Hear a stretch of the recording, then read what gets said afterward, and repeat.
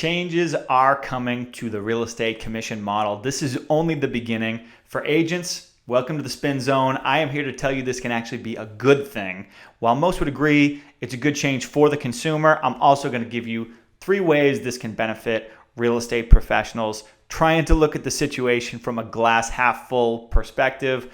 I'm Craig Power with Power Realty Advisors. If you aren't in the loop, and many agents still are not, there are several class action lawsuits threatening the traditional real estate commission structure in which when you take a listing, the seller is paying both their agent and the buyer's agent. For the layman, we call this cooperating compensation. The argument is that this structure is, first of all, wrong for the seller to be obligated to pay someone to negotiate against them. But more than that, it has been deemed anti-competitive and that's an institutional thing. Right? It's not the offering of buyer agent compensation itself, it's the obligation, right? That's the argument. They can point to the fact that it's a known thing, it's been a known policy of certain associations and MLSs. The sad truth of it is anti-competitive, right? And we are just at the outset, right? As they're dealing with these lawsuits, the National Association of Realtors, just call them NAR, has only recently announced they are changing this rule. And this is going to trickle down where it could really affect the buyer agent compensation model. Transactions are already down, and now we're talking about lowering the percentage of commission paid on the average sale. So if there's X amount of real estate agents, right, there's going to be less commission income to go around, less to split, right, among that pool. To this point, it seems the sellers are still smart to offer the buyer agent compensation as incentive to bring in the buyers. But, the way I see it, this might not be an overnight change. The buyers and sellers themselves might catch up, and I guarantee the larger national brokerages, how they handle the change could speed things up or slow them down.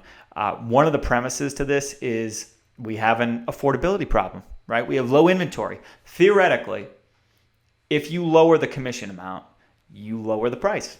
Or at a minimum, you lower selling costs to incentivize movement, get people to move around. And that way we'd say it's better for the consumer. If you're a seller, the market favors you today. For you to only pay 2.5% to 3% to sell rather than 5 or 6, you keep that money in your pocket. As the buyer, are you really willing to come out of pocket, $10,000 in cash for agency representation?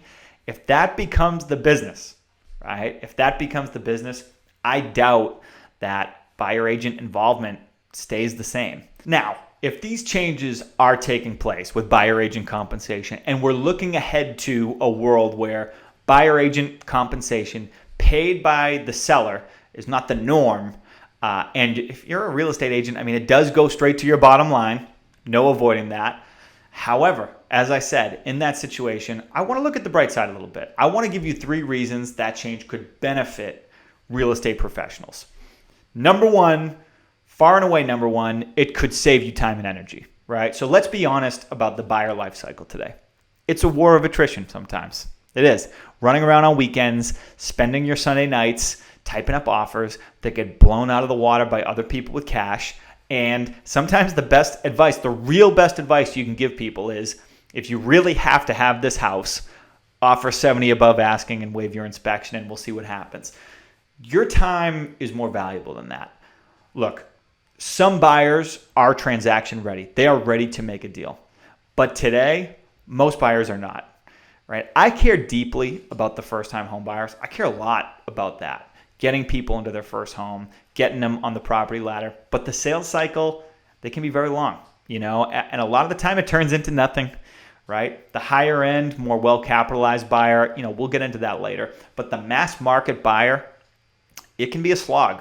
So if this change is fully realized, I believe you could spend your valuable time on other business activities. Number 2 reason this could benefit real estate agents. It could raise the bar for our profession and help to restore our image. Now, I'll readily admit, this is some spin because it's just a natural consequence of less commissions, but I do think it's a positive. I don't know if this is news to you, but a lot of people don't like real estate agents. There's a stigma. we are seen as only interested in the commission and that we lack knowledge or that we're dishonest. We collectively need to improve this.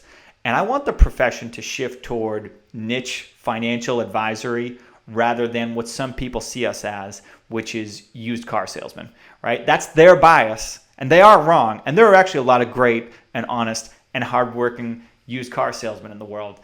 So my apologies to the used car salesmen. But real estate professionals could overall use some good PR. One way to get there would be a higher ethical standard, or just a higher standard, phrase it that way. Hey, it is a lower barrier to entry in this business to get a license, but it's a high barrier to success, no doubt. And I think especially in a tougher market, those that are seen as more professional, more ethical, the cream rises to the top, baby. They'll be more successful. I've always thought that. Number 3 reason this change could benefit real estate agents: there are better ways to provide value and make a buck. Part of that PR problem is we can be seen not as advisors, but as necessary evils. I want some of that to go away. And I think a more direct or more opt-in type commission structure helps. No one's saying you can't get paid on the buyer side, right? It may just turn out to be that your compensation comes from your client, which would make sense. So maybe you charge a flat fee as a buyer agent. Maybe you charge even less to consult at an arm's length and you write up an offer. On the higher end, maybe a more well-capitalized buyer will pay you to go on the hunt. You know, you agree to an exclusive contract to find them a deal direct. I'd say that's worth a hell of a lot more than 2%. To sum this up, I think reflexively, agents hear about this going on and hate it because they think it will thin the herd, which, I mean, it will.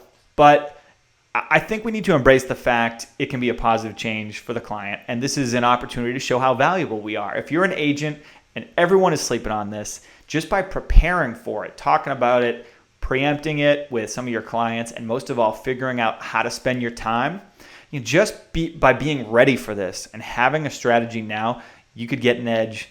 I love it. I love talking about it. These are changing times in the real estate industry.